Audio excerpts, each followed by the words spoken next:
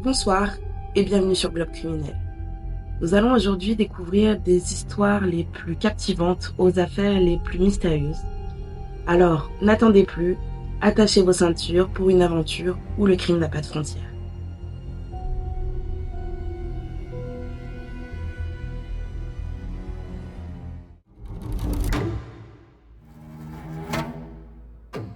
La famille Kemper habite dans le Montana. Elle est composée de Edmund Kemper Jr., ancien combattant et électricien, de la mère Clarnell Kemper et de leurs 3 enfants, Susan, Edmund et Aline. Les parents Kemper vont vivre un mariage assez houleux à cause des gros troubles psychologiques de Clarnell. Edmund Jr. va la décrire comme une alcoolique chronique, euh, manipulatrice, caractérielle et dominatrice. En 1957, le couple Kemper se sépare. Le petit Ed a alors 9 ans. Lorsque Kemper Jr. quitte le domicile familial, Clarnell va clairement éclater toute sa haine envers Edmund Kemper. Elle estime que la maison du Montana est trop petite pour 4 personnes et elle ne veut pas que Edmund dorme avec ses sœurs. Elle trouve ça inconvenant. Alors, la mère de famille va envoyer Edmund dormir dans la cave, dans le sous-sol de la maison. Euh, Plus tard, Edmund dira qu'il détestait cet endroit, qu'il lui faisait extrêmement peur, dû à des bruits de tuyauterie, vraiment qui l'effrayaient. La mère ne s'arrête pas là, elle va humilier constamment Kemper. Elle va lui dire que c'est la 3e fille de la maison. Elle va le forcer à mettre des talons et des robes. Le père Kemper revient vivre à la maison et découvre avec horreur les conditions de vie de son fils. Il va menacer la mère de famille de porter plainte si elle ne fait pas remonter son fils dans sa chambre. Donc peu après le retour du père dans la maison familiale, Clarnell prend ses 3 enfants et quitte le Montana pour aller s'installer à Helena. La mère de famille a trouvé un emploi dans une banque et elle voulait totalement quitter Kemper Jr. Donc le petit Ed, à l'époque, était très blessé par la décision de sa mère. Il était vraiment... il comprenait pas, en fait, cette décision, car il aimait profondément son père, il l'admirait beaucoup, il le considérait comme un héros. Le couple Kemper divorce officiellement en 1961. Le petit Ed avait 13 ans. Après 2 mois de célibat, Clarnell se remarie avec un plombier qui essaiera par tous les moyens de, comment dire, d'intégrer le petit Ed à la famille sans aucun effort de Kemper. Et du coup, le plombier va complètement lâcher l'affaire. Ses sœurs sont foncièrement méchantes avec lui, surtout sa grande sœur Suzanne, qui va l'humilier quotidiennement. Elle va reproduire les gestes de sa mère. Edmund expliquera plus tard que sa sœur Suzanne a failli le tuer en le poussant euh, vers un train en marche, mais évidemment, elle n'y arrivera pas. Il va également expliquer qu'avec sa sœur Eileen, les relations étaient différentes. Les relations étaient beaucoup plus saines, si on peut dire les choses comme ça. Ils jouaient beaucoup ensemble. C'était sa petite sœur. Ils jouaient ensemble à des jeux à base de rituels de mort comme le jeu de la chaise électrique.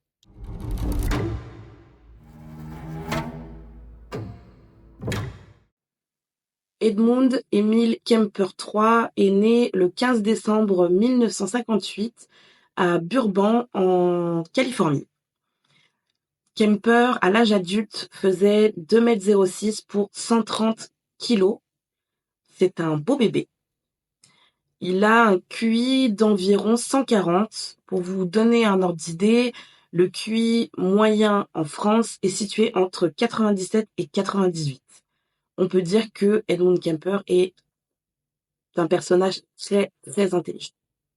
Petit, Kemper souffrait réellement du comportement de sa mère et de ses sœurs, et il va trouver un échappatoire, un hobby. Ce hobby était de torturer et de tuer les animaux du quartier. Un jour, il va enterrer vivant le chat de la famille, puis va le décapiter et va planter sa tête sur des pics. À l'école, Ed était très souvent seul. Les autres enfants le trouvaient très bizarre, ne comprenaient pas forcément cet enfant, et il a fini par devenir un souffre-douleur d'un groupe d'enfants, un groupe de garçons particulièrement, qui l'accusent d'avoir tué le chien d'un des garçons. À l'adolescence, Kemper va commencer à associer le sexe avec la violence dans ses fantasmes. Il pense constamment à des meurtres, à commettre des meurtres, et surtout un en particulier, celui de sa mère Clarnell. Mais elle lui faisait beaucoup trop peur pour qu'il passe à l'action. À l'automne 1964, Clarnell accepte que Kemper aille rendre visite à son père qui a déménagé à Los Angeles. Donc au début, quand il est arrivé, tout se passait plutôt bien. Le père Kemper était ravi de retrouver son fils, même si sa belle-mère était pas ravie de le voir, tout simplement parce que elle trouvait que son beau-fils était très étrange. Dès qu'il arrivait dans une pièce, l'atmosphère de la pièce changeait. Edmund vit un véritable bonheur auprès de son père, mais son monde ensoleillé va vite tourner au cauchemar lorsque son père va lui annoncer que finalement il souhaite que Edmund retourne à Helena auprès de sa mère. Et là, Ed vraiment est abattu, il ne comprend pas la décision, surtout de la part de son père qui l'admirait tant, et il va demander pourquoi à son père. Pourquoi il le renvoie dans le Montana, sachant qu'il sait ses conditions de vie, il sait ce qui se passe dans cette maison, et son père va lui répondre que il trouve que Ed est instable, sinistre et austère, que Kemper n'arrive pas à se faire d'amis, donc c'est pour cela qu'il va le renvoyer chez sa mère. Donc évidemment au plus grand bonheur de sa belle-mère. De retour chez sa mère, Ed a eu un nouveau sentiment débloqué, celui de l'abandon, mais par une personne qui l'aimait profondément et qui l'admirait. Quand il rentre, Clarnell l'attend de pied ferme et va le confronter à un problème. Elle a retrouvé dans le placard du jeune Ed le cadavre du deuxième chat de la famille et une chemise ensanglantée. Donc Ed va nier farouchement avoir tué l'animal. Il va prétexter que ça pouvait pas être lui parce qu'il était à Los Angeles à ce moment-là. Donc Clarnell va clairement passer l'éponge sur ce problème, mais les relations entre elle et son fils vont devenir encore plus tendues. Et fin novembre 1963, Ed va voler la voiture de sa mère pour se rendre directement à Los Angeles chez son père. Son père va accepter de l'héberger un moment, au plus grand malheur encore de sa belle-mère. Donc Ed va rester jusqu'en décembre 1963, où là, son père va décider de l'envoyer vivre chez ses propres parents. Donc Maud, et accrochez-vous, parce que des Edmund Kemper, on va en entendre, chez Maud et Edmund Kemper Senior.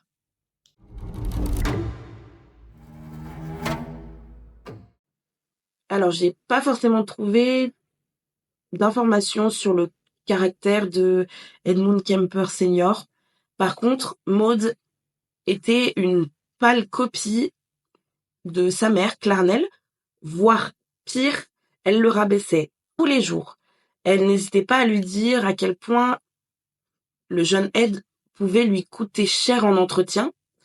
En même temps, 2,6 m, 130 kilos, je veux bien te croire qu'on préfère la voir en photo qu'en vrai.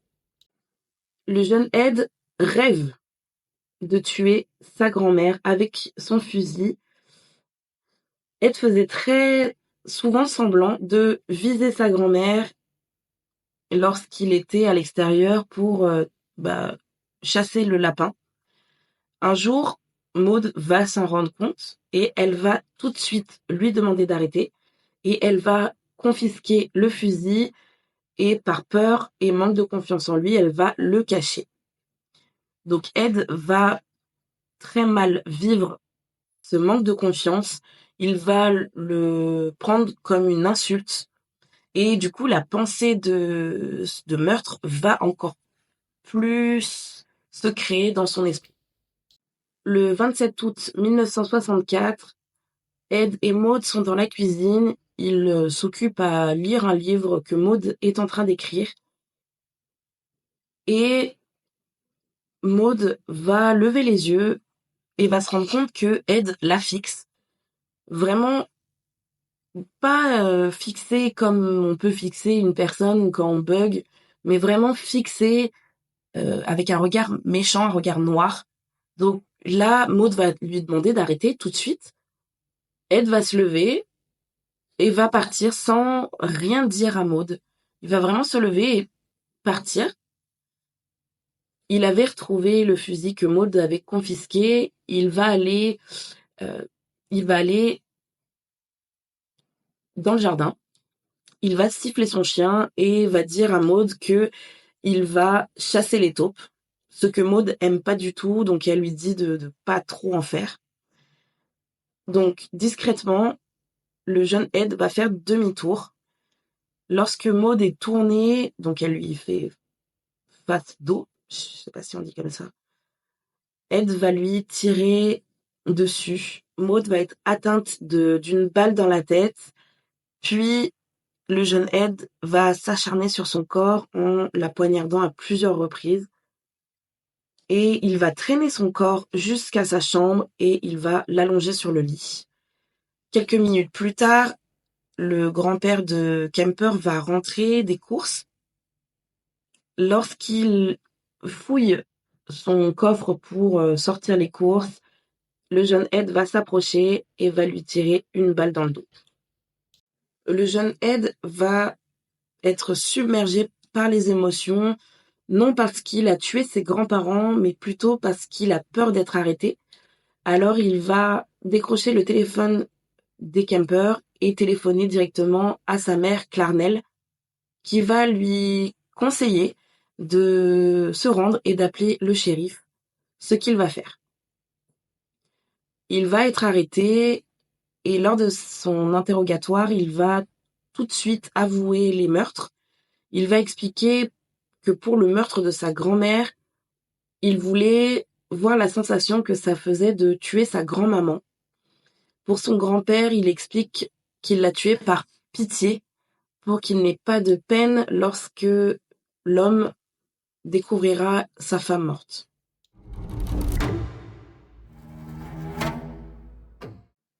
Suite à ça, le jeune Ed, étant mineur, est placé sous la California Youth Authority.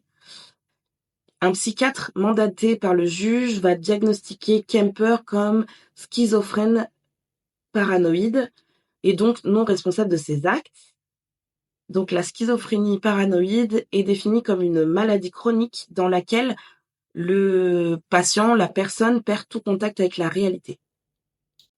Le 6 décembre 1963, le juge fit interner Kemper dans un hôpital d'État d'Atascadero, hôpital pour malades mentaux adultes. À l'époque, il n'y avait pas d'hôpitaux pour ce genre de pathologie pour des mineurs et Kemper avait pas encore 16 ans. Le jeune Ed va passer ses journées à discuter avec des violeurs et des tueurs Et c'est comme ça qu'il va nourrir son côté meurtrier. Pendant son internement, Kemper fait tout son possible pour apprendre et comprendre les termes médicaux de la psychologie pour paraître guéri. Et au bout de 5 ans de traitement, Kemper arrive à convaincre les psychiatres qu'il est guéri et il va être libéré le 30 juin 1969. À sa sortie, Kemper va se sentir totalement perdu. Lorsqu'il est rentré à 15 ans, le monde avait une admiration pour les forces de l'ordre, pour John Wayne, et quand il sort, le monde est en pleine vague hippie, et pour lui, c'était vraiment un terrible choc. Lui qui était très bien rasé, lui qui vraiment était, voilà, des chemises bien repassées, les pantalons, c'était à pince, et lorsqu'il sort, ben les gens ils ont les cheveux longs, enfin les hommes ont les cheveux longs, ils ont des fleurs partout, donc vraiment il a l'impression d'être un extraterrestre sur une nouvelle planète. Donc les psychiatres vont recommander à Kemper d'aller vivre chez son père plutôt que chez sa mère. Cependant, Kemper va aller à Los Angeles, va essayer de joindre son père sans jamais avoir de retour. Donc il s'est senti, encore une fois, abandonné et va aller vivre chez sa mère qui a déménagé à Aptos, près de Santa Cruz. Donc Clarnell veut que son fils fasse des études universitaires qui suivent un cursus normal, mais Kemper a d'autres rêves. Il préfère écumer les bars et il rêve d'épouser une carrière dans la police. Mais comment expliquer? Avec 2,06 m et 130 kilos, il était en dehors des standards attendus par l'académie, donc son rêve a rapidement été brisé. Donc il va enchaîner les petits boulots par-ci par-là pour finalement être engagé à la division des autoroutes de Californie, où là il va du coup prendre son indépendance, quitter le domicile de chez sa mère. Euh, il va également se réinsérer petit à petit parce que faut pas oublier que Kemper a été enfermé de ses 15 ans à ses 20 ans.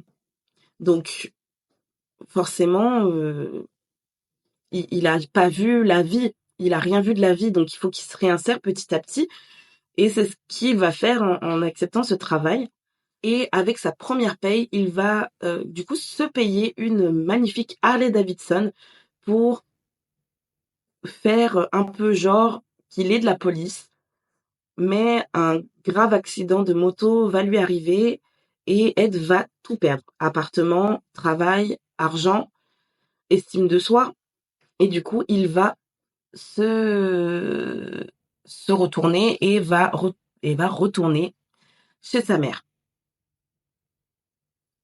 Après ça, Kemper va s'acheter sa première voiture, une Ford Galaxy, et pendant 1 an, il va parcourir les autoroutes de Californie pour récupérer au total 150 jeunes femmes qui faisaient du stop, et il ne tentera rien avec ces jeunes femmes.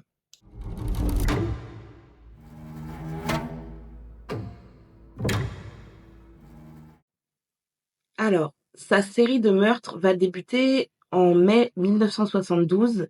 Donc, je vous propose de faire une chronologie de ces meurtres. Alors, attention aux oreilles les plus sensibles, aux âmes les plus sensibles. Certains détails peuvent être très dérangeants. Le 7 mai 1972, Kemper conduit vers Berkeley. Il croise la route de Marianne Pesk et de Anita Luchessa. Elles font du stop et elles sont toutes les deux étudiantes. Elles ont toutes les deux 18 ans. Kemper va les prendre en stop pour les conduire à l'université de Stanford. Et sur le chemin, Kemper va changer de direction sans les prévenir. Il va trouver un endroit discret et boisé. Et là, là, elles vont se rendre compte que on n'est pas du tout à l'université de Stanford. Il va, attention, ça va être vraiment horrible. Il va menotter Marianne et pendant qu'elle est menottée, il va enfermer Anita dans le coffre de son véhicule. Là, il va tuer et laisser son corps dans la voiture de Marianne. Puis il va ramener Anita dans la voiture et il va faire exactement la même chose. Le crâne de Marianne va être retrouvé près de la montagne Loma Prieta, si je dis pas de bêtises. Et le corps ou les restes d'Anita ne seront jamais retrouvés. Le 14 septembre 1972, Kemper fait monter Aiko Ku, une jeune étudiante en danse de 15 ans. Elle est originaire de Corée. Aiko avait raté son bus pour se rendre à un cours de danse. Et comme pour ses précédentes victimes, il va trouver un endroit discret et calme.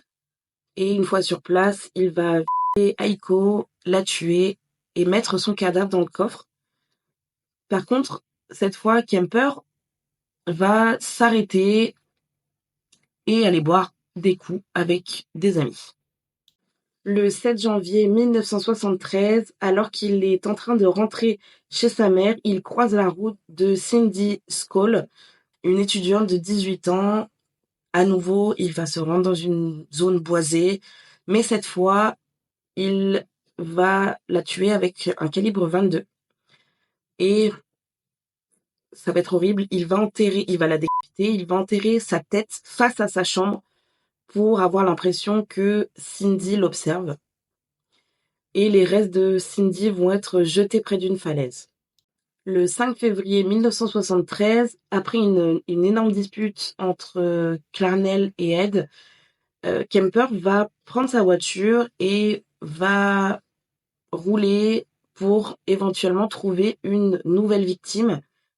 Les autorités ont eu vent des meurtres et ont alerté les jeunes femmes du campus de Santa Cruz. Et les policiers vont indiquer aux jeunes femmes de ne faire confiance à personne et de monter dans les véhicules qui portent les autocollants avec le logo de l'université. Évidemment, Kemper avait cet autocollant grâce à sa mère qui travaillait sur le campus de Santa Cruz. Et un soir, il va croiser la route de Rosalind Thorpe, 23 ans, et de Allison Liu, 20 ans. Donc, selon les dires de Kemper, Allison était assez méfiante de monter dans le véhicule de Kemper, mais Rosalind va lui dire de pas s'inquiéter parce que la police leur avait dit de faire confiance aux personnes qui portaient l'autocollant de l'université. Et elle montre à Allison que la Ford Galaxy porte bien cet autocollant. Donc, les deux montent dans le véhicule, une devant, une derrière. Je ne sais pas si vous connaissez les Ford Galaxy, mais c'est pas comme à l'époque, enfin comme aujourd'hui on a 5 portes. À l'époque c'était 3 portes avec le coffre. Du coup on était obligé d'une monter à l'arrière et d'être bloqué par le siège passager avant. Et du coup il va donc engager la conversation avec les jeunes filles et petit à petit donc qui discutent.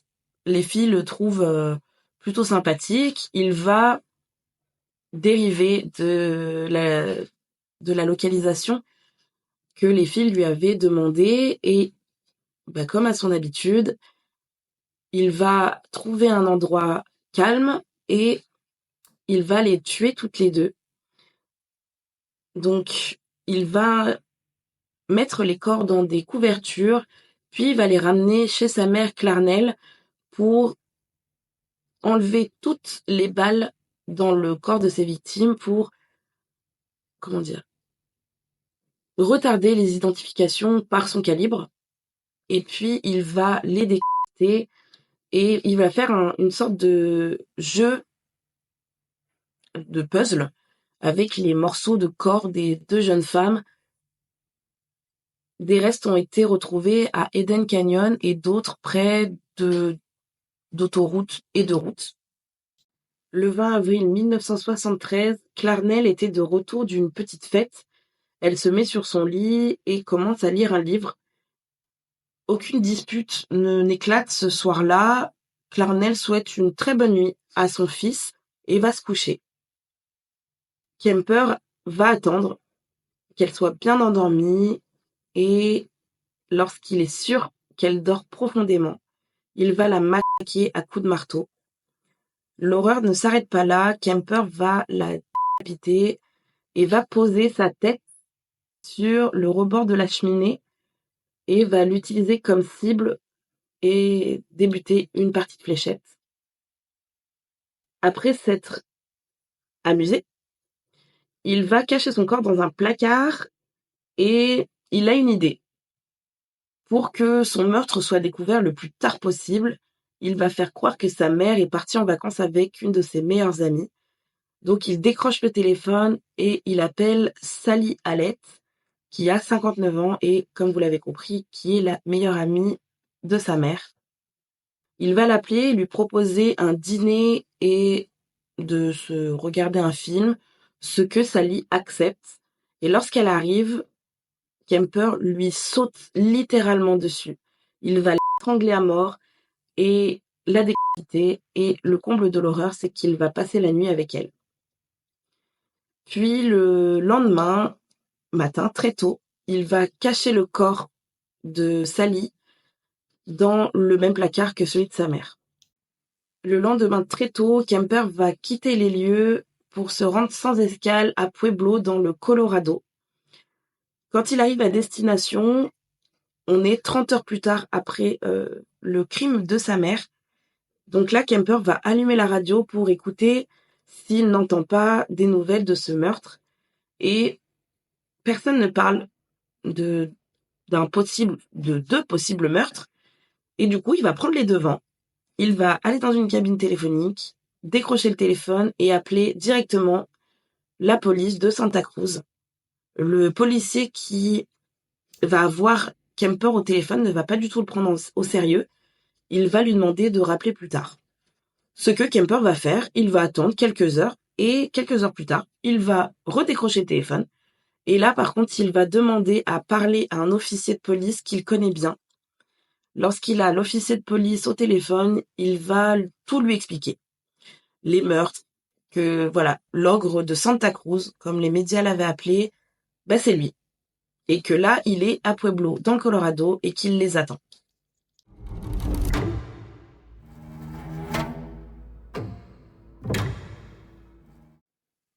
Donc la police va l'arrêter et tout de suite, Kemper va avouer les 6 meurtres d'étudiantes et d'autostoppeuses.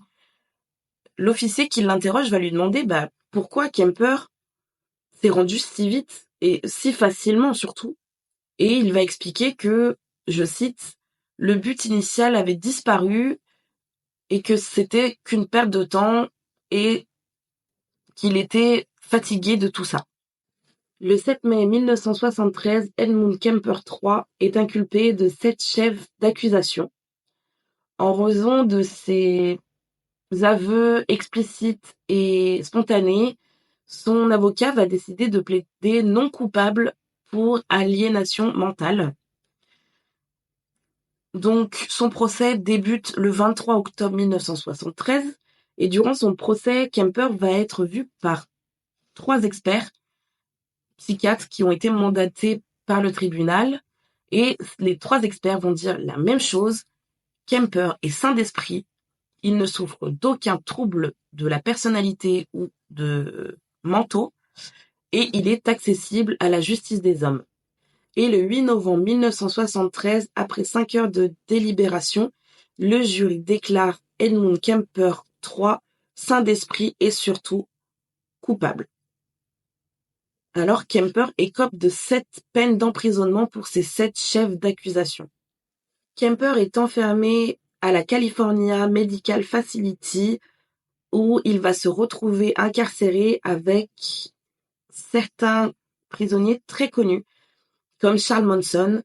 Je ferai probablement une affaire sur lui Pendant son incarcération, Kemper va participer à beaucoup d'interviews et notamment, il va participer à des enregistrements liés au FBI qui vont beaucoup aider les enquêteurs à comprendre les tueurs en série, pourquoi ils en sont arrivés là, quelles sont les choses qui font basculer une personne normale à devenir un tueur en série. Kemper a fait 8 demandes de libération conditionnelle qui lui ont été toutes refusées. En 97, en 2002, en 2012 et en 2017, Kemper renonce à ce droit et il pourra refaire une nouvelle demande cette année. Donc si j'ai des nouvelles de cette demande, je vous le ferai tout de suite savoir. Aujourd'hui, Kemper a 75 ans et je l'espère, et j'en pense que tout le monde l'espère, c'est qu'il restera toute sa vie incarcéré. Voilà comment se termine cette terrible histoire sur l'ogre de Santa Cruz. J'espère que l'affaire vous aura plu. Si c'est le cas, n'hésitez pas à vous abonner, à mettre un pouce bleu et à activer la cloche pour ne rien rater des prochaines histoires. Restez vigilants, restez curieux et surtout, restez en sécurité. À bientôt!